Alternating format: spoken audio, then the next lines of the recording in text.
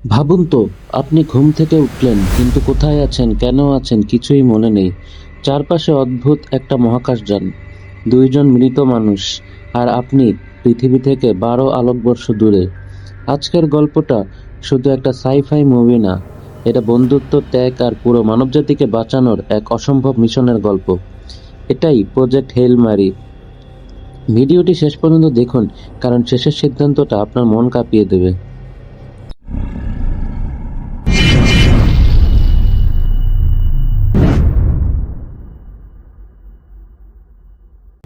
2032 সাল। রায়লান গ্রেস নামের একজন মানুষ হঠাৎ করেই জেগে ওঠে এক বিশাল মহাকাশযানের ভিতরে। কিন্তু সমস্যা হলো, সে কিছুই মনে করতে পারছে না। নিজের নাম না, সে কোথায় আছে সেটাও জানে না। ধীরে ধীরে সে বুঝতে পারে তার সঙ্গে আরো দুইজন ছিল, কিন্তু তারা দুজনেই মারা গেছে। অর্থাৎ পুরো মহাকাশযানে এখন একমাত্র জীবিত মানুষ রায়লান গ্রেস।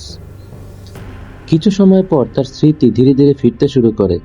সে মনে করতে পারে সে আসলে একজন স্কুলের বিজ্ঞান শিক্ষক, তবে আগে সে ছিল একজন মলিকিউলার বায়োলজিস্ট। আর তখনই শুরু হয় পৃথিবীর সবচেয়ে ভয়ঙ্কর সংকটের গল্প। একদিন বিজ্ঞানীরা সূর্যের পাশে অদ্ভুত এক ইনফ্রারেড লাইন দেখতে পায়। এটার নাম দেওয়া হয় পেট্রোভা লাইন। প্রথমে সবাই ভাবছিল এটা হয়তো কোনো মহাজাগতিক ঘটনা, কিন্তু পরে জানা যায় এর পিছনে আছে এক রহস্যময় জীব। এর নাম অ্যাস্ট্রোফেজ। এটা দেখতে মাইক্রোস্কোপিক হলেও এর ক্ষমতা ছিল অকল্পনীয়। এই জীব সূর্যের শক্তি খেয়ে ফেলছিল, আর এর কারণে সূর্যের আলো ধীরে ধীরে দুর্বল হয়ে যাচ্ছিল। বিজ্ঞানীরা হিসাব করে দেখে, এভাবে চলতে থাকলে আগামী 30 বছরের মধ্যে পৃথিবীতে শুরু হবে ভয়ঙ্কর আইস এজ। ফসল নষ্ট হবে, সমুদ্র জমে যাবে, আর কোটি কোটি মানুষ মারা যাবে। অর্থাৎ মানবজাতি ধ্বংসের পথে। এরপর পৃথিবীর সব দেশ মিলে শুরু করে এক অসম্ভব মিশন, নাম প্রজেক্ট হেইল ম্যারি। উদ্দেশ্য একটাই, অ্যাস্ট্রোফেজ থামানোর উপায় খুঁজে বের করা। বিজ্ঞানীরা খুঁজে পায় পৃথিবীর কাছাকাছি একমাত্র নক্ষত্র টাও সেটি, যেখানে অ্যাস্ট্রোফেজের প্রভাব দেখা যায়নি। তাই সিদ্ধান্ত নেওয়া হয় সেখানে একটি মহাকাশযান পাঠানো হবে। কিন্তু সমস্যা ছিল ভয়ঙ্কর। মিশনটা ছিল ওয়ান ওয়ে, মানে যারা যাবে তাদের আর কখনো পৃথিবীতে ফেরা হবে না। তবু মিশন শুরু হয়, আর রায়লান গ্রেসও এতে জড়িয়ে পড়ে। সে অ্যাস্ট্রোফেজকে ফুয়েল হিসেবে ব্যবহার করার উপায় বের করে। এই জীব এত শক্তি তৈরি করতে পারত যা দিয়ে আলোর কাছাকাছি গতিতে ভ্রমণ সম্ভব। কিন্তু ভিতরে ভিতরে গ্রেস ভয় পাচ্ছিল, কারণ সে কোনো অ্যাস্ট্রোনট না, সে শুধু একজন শিক্ষক। অবশেষে হেইল ম্যারি পৌঁছে যায় টাও সিটিতে। আর ঠিক তখনই ঘটে সবচেয়ে শকিং ঘটনা। গ্রেস দেখতে পায় আরেকটি এলিয়েন স্পেসশিপ। হ্যাঁ, সে একা না, ভিন গ্রহ থেকেও কেউ এসেছে একই সমস্যার সমাধান খুঁজতে। এলিয়েন শিপটা তৈরি ছিল এক অদ্ভুত শক্ত পদার্থ দিয়ে। গ্রেস এর নাম দেয় জেনোনাইট।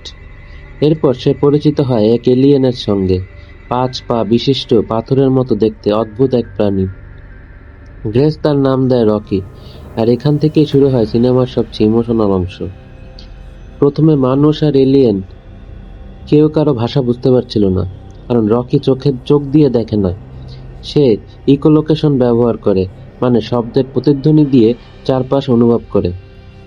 ধীরে ধীরে গ্রেস একটা ট্রান্সলেশন সিস্টেম তৈরি করে, আর তারপরে দুই ভিন্ন জগতের প্রাণীর মধ্যে তৈরি হয় গভীর বন্ধুত্ব। রকি জানায় তার গ্রহ অ্যাস্ট্রোফেজের কারণে ধ্বংস হতে চলেছে। অর্থাৎ শুধু পৃথিবী না, পুরো গ্যালাক্সির বিভিন্ন সভ্যতা বিপদের মধ্যে। এরপর তারা একসঙ্গে গবেষণা শুরু করে। তারা টাও সিটির একটি গ্রহে আবিষ্কার করে নতুন এক জীব, নাম টাওমেবা। এই জীব অ্যাস্ট্রোফেজ খেয়ে ফেলে, আর এটাই হতে পারে পুরো সমস্যার সমাধান। গ্রেস আর রকি মিলে টাওমেবা নিয়ে পরীক্ষা চালাতে থাকে। আর ঠিক তখনই ঘটে বিপর্যয়। এক দুর্ঘটনায় হেইল ম্যারি এর ফুয়েল লিক হয়ে যায়। মহাকাশ যা নিয়ন্ত্রণ হারিয়ে ঘুরতে থাকে। গ্রেস অজ্ঞান হয়ে যায়, আর রকি নিজের জীবন ঝুঁকিতে ফেলে তাকে বাঁচায়। সে নিজের প্রোটেক্টিভ শেল ভেঙে গ্রেসকে উদ্ধার করে। এই দৃশ্য দেখায় বন্ধুত্ব ভাষা বা প্রজাতি দিয়ে বিচার হয় না।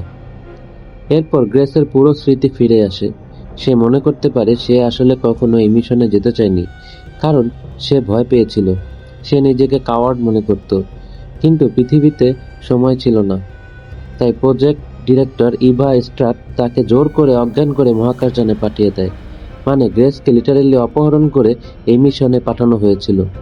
কিন্তু আইরনি হলো, যে মানুষটা যেতে চায়নি শেষ পর্যন্ত সেই মানুষটাই পুরো মানবজাতিকে বাঁচানোর শেষ আশা হয়ে দাঁড়ায়। সবকিছু ঠিকঠাক চলছিল। গ্রেস পৃথিবীতে ফেরার প্রস্তুতি নিচ্ছিল, কিন্তু হঠাৎ সে আবিষ্কার করে টাওমি বা জেনোনাইট কন্টেইনার ভেঙে বের হয়ে এসেছে। আর রকির শিপ পুরো জেনোনাইট দিয়ে তৈরি।